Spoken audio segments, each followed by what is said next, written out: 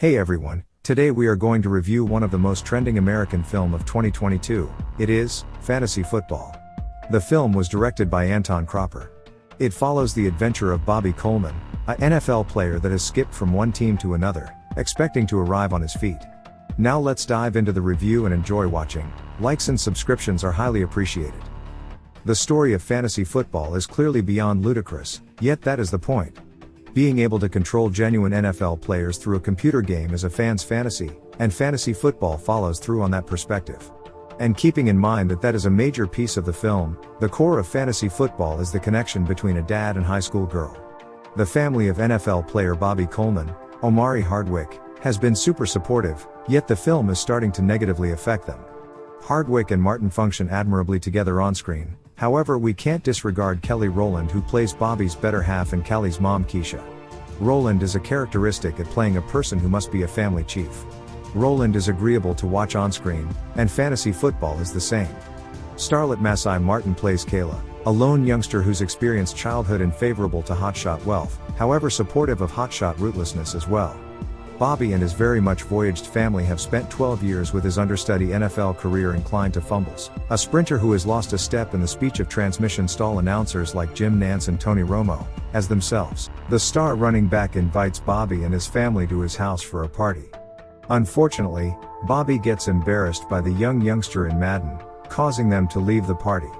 Returning from the party, Bobby finds out that Anderson, young Air Bay, signed a duplicate of Enrage and gave it to his little girl. He freaks out and pulls the vehicle over to discard the game. In any case, during the this way and that among him and his girl, lightning strikes the game and causes a massive shock. Indeed, at some point, Callie plays Chafe while he is at training, and Bobby has the act of his lifetime. At the point when he gets home, he shows off some of the plays he made during training, and Callie realizes those were the same plays she made before while playing the game. In the storage space, Anderson claims Chafe and Callie assisted him with turning out to be great once more.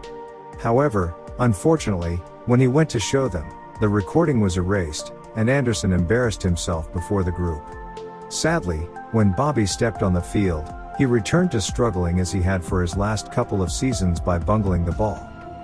Subsequent to making up with his family, Bobby struggles in the season finisher game, resulting in his getting sidelined. Sitting in the stands, Callie realizes that she sorted out the calculation for anticipating the plays for the game's last moments. After a distraction, Callie makes it onto the field and shares with the group the arrangement to assist them with coming to the Super Bowl.